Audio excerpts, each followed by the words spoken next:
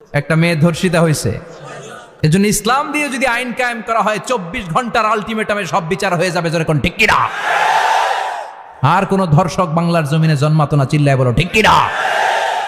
ইসলাম বলে চোরের হাত কেটে দাও, জেনা ব্যভিচার করলে ডেথ পেনাল্টি। সৌদি আরবে হেড অফ করে, গলা কেটে ফেলে।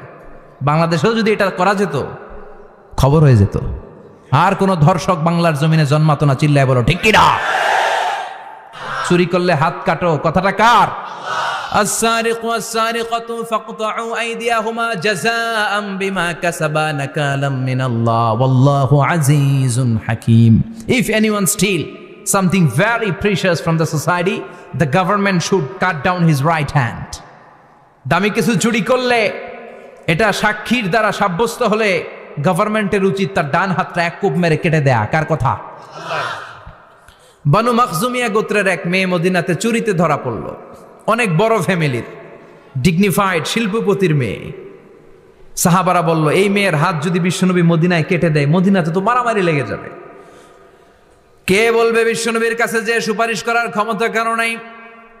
বিশ্বনবীর পালক পুত্র ওসামা বিন যায়েদ, যায়েদ ইবনে হারেসা, তার ছেলে ওসামা পালক পুত্রের ছেলে, তাকে বিশ্বনবী বড্ড ভালোবাসতো।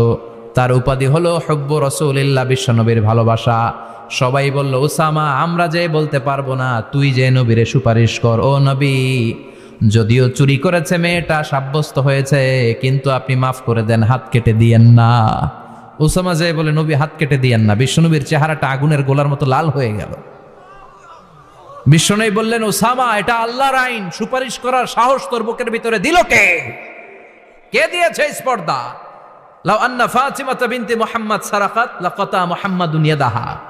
এই মেয়ে তো দূরের কথা, আমার কলিজার টুকরা, নয়নের পুটুলি, জান্নাতি নারীদের সর্দারানী আমার মেয়ে ফাতেমাও যদি চুরিতে ধরা পড়ে, আমি তলোয়ারটা বের করে ফাতেমার হাত কেটে দিতে 1 সেকেন্ডও দেরি করব না। কারণ আইনটা কার? চিল্লায় বলেন কার? এজন্য বাংলাদেশে চুরি চামারি আছে না নাই? হাজার হাজার কোটি টাকা উধাও হয়ে যায়, আছে না নাই? যারা এই চুরি করবে, হাত কেটে দেয়া হবে। বাইতুল মুকাররমের স্কয়ারের সামনে হাত কেটে দেয়া হবে। আর প্রতিটা চ্যানেল লাইভ ব্রডকাস্ট করবে, এটা সরাসরি সম্প্রচার। আমরা সবাই দেখবো কেমনে চোরদের হাত কাটে। এই নিয়ম যদি করে দেয়, দেশে আর চোর খুঁজে পাওয়া যাবে? কথা কন। তবে এই চোর লাউ চোর, ডাইল চোর, মুরগি চোর না, যারা 1000 কোটি টাকা মেরে দেয়। এক সিগনেচারে দেশের 10,000 কোটি টাকা নাই, চিল্লায় বলো ঠিক কিনা? এই চোরদের বিচার যদি করা যেত, তাহলে এই দেশে আর দুর্নীতি থাকতো না। দুর্নীতি দমন কমিশনের দরকার হতো না। মন্ত্রীদের রাতের ঘুম হারাম হতো না। এটা মদিনার সমাজ হয়ে যেত, শান্তির বাংলাদেশ হয়ে যেত, ঠিক কিনা? এজন্য আল্লাহ বললেন, গোলাম, এই জমিনের ভেতরে চুরি করলে হাত কেটে দিবা, জিনা ব্যভিচার করলে ডেথ পেনাল্টি, ক্যাপিটাল পানিশমেন্ট, মৃত্যুদণ্ড, সর্বোচ্চ শাস্তি, ঠিক কিনা? একটা মেয়ে ধর্ষিতা হয়েছে, তার বিচার হয়েছে না? প্রক্রিয়াধীন হচ্ছে, সবাই অ্যারেস্ট হয়েছে, হচ্ছে। এজন্য ইসলাম দিয়ে যদি আইন কায়েম করা হয়, 24 ঘন্টার আলটিমেটামে সব বিচার হয়ে যাবে, যেরকম ঠিক কিনা? ইসলাম বলে চোরের হাত কেটে দাও, জেনা ব্যভিচার করলে ডেথ পেনাল্টি। সৌদি আরবে হেড অফ করে, গলা কেটে ফেলে। বাংলাদেশেও যদি এটা করা যেত, খবর হয়ে যেত।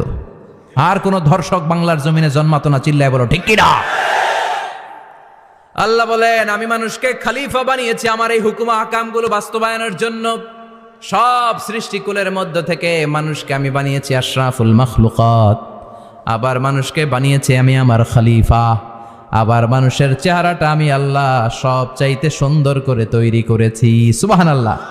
লাকাদ খালাকনাল ইনসানা ফি আহসানি তাকওয়িম। আমি মানুষের চেহারাটা সব চাইতে চমৎকার অবয়ব দিয়ে তৈরি করেছি রে গোলাম। সুবহানাল্লাহ। পৃথিবীতে যত প্রাণী আছে, সব সৃষ্টির মধ্য থেকে আমাদের সৃষ্টিটা সুন্দর না? আপনি হিউম্যান অ্যানাটমি নিয়ে যদি গবেষণা করেন, কেমনে আল্লাহ আমাদের এখানে হার্ট দিলেন, লাঞ্চ দিলেন, হ্যাঁ, তারপরে 206টা হাড্ডি দিলেন। হাড্ডিগুলো আবার ব্যান্ড করা যায়, দেখছেন? বাঁকা করা যায় না? এটা বাঁকা করা যায়। বাঁকা না করলে আপনি খাইতে পারতেন?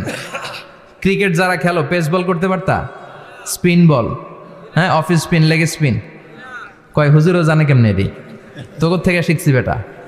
তো এই যে ছেলেপেলারা এরকম অফ স্পিন করে, লেগ স্পিন করে, এগুলো হচ্ছে আল্লাহর দেয়া কারিশমা। হাত ঘুরানো যায়। আল্লাহ যদি এটাকে এরকম ব্যান্ড করার সুযোগ না দিতেন, করতে পারতাম? আবার এইখানেও বাঁকা করার সুযোগ আছে না নাই? এইখানেও আছে না নাই? আবার এইখানেও আছে না নাই? কত কাজ। বাজার করে যখন বাজারের ব্যাগ যখন নিয়ে আসেন, কোথায় ধরে রাখেন? আঙ্গুলে ধরে রাখতে হয়। ক্যারাম যখন খেলো, কি দিয়ে টোকা মারো? সুবহানাল্লাহ কয় না পোলাপান? আহা, কত খেলার সিস্টেম আল্লাহ দিলেন। আবার ক্রিকেটের মধ্যে 2 আঙ্গুল তুললে কি? ওই যে সব মুখস্থ। আবার 1 আঙ্গুল তুললে কি? দেখছেন ঘটনা? আউট। কত কাজ এই আঙ্গুল দিয়ে। এই আঙ্গুলগুলোর বাঁকা করার, বেন্ড করার ক্ষমতা আমাদেরকে দিয়েছে কে? আল্লাহ। এজন্য আল্লাহ বললেন, লাকাদ খালাকনাল ইনসানা ফি আহসানি তাকওয়িম। আমি মানুষের চেহারাটা সব চাইতে সুন্দর করে তৈরি করেছি। মানুষ সুন্দর, আমাদের চোখ সুন্দর না মিয়া? আমাদের চোখও যদি সুন্দর হতো তাইলে আমরা বুঝতাম মানুষগুলো কত সুন্দর। আমরা মনে করি ধলা হইলেই সুন্দর। কয় ধলা ধলা, এটা সুন্দর। ডাকাইত, এগুলো ডাকাত। একটা মানুষের চেহারা স্কিন যদি কালো হয়, এর মধ্যে একটা সৌন্দর্য আছে না নাই? একটা মেয়ের স্কিন যদি কালো হয়, তারপরও চেহারায় সৌন্দর্য আছে না নাই? কয় না হুজুর, আমার বউ সুন্দর না, কালা কালা। আছে না নাই? তুই ডাকাইত। তুই কি?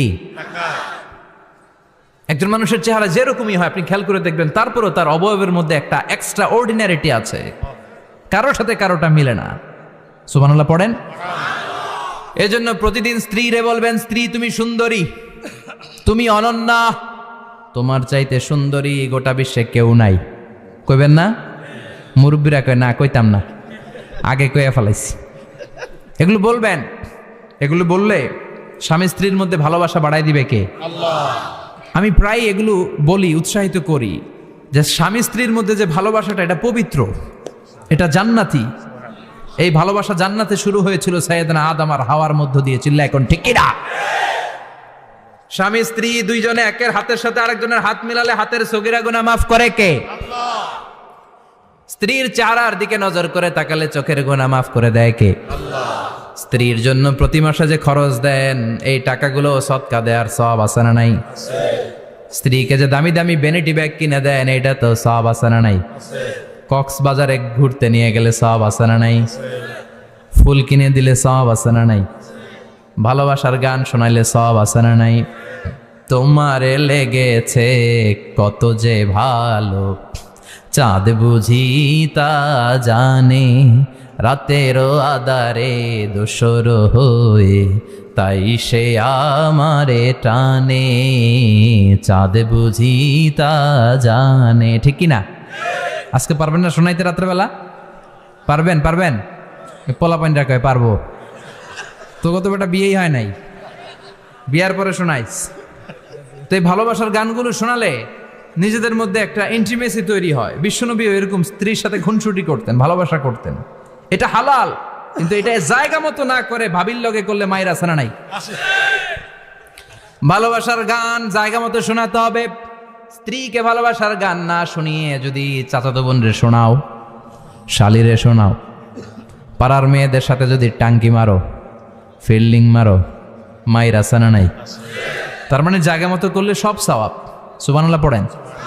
আর বিয়েটারে সহজ করে দিবেন। আমি তো সব জায়গায় বলি বিয়েটাকে সহজ করে দেন। আমরা বিয়েটারে কঠিন করে ফেলছি।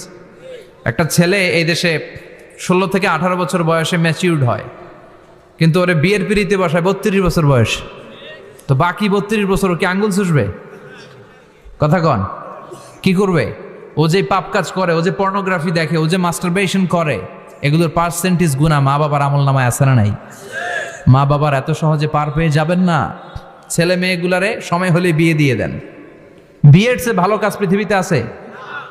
যেই সমাজে বিয়ের খরচ বেড়ে যায়, ওই সমাজে জেনার খরচ কমে যায়। বিয়ে করতে লাগে 10 লাখ, জেনা করতে লাগে 500 টাকা। কথা কন। এজন্য জেনাকে সহজ করবেন না বিয়েকে সহজ করবেন? বিয়ের কথা কইলেই পোলারা কয় তুই নিজের পায়ে দাঁড়া। তো এতদিন ও কার পায়ে দাঁড়াইছে? সহজ করবেন তো? আল্লাহ তুমি বুঝার তৌফিক দাও।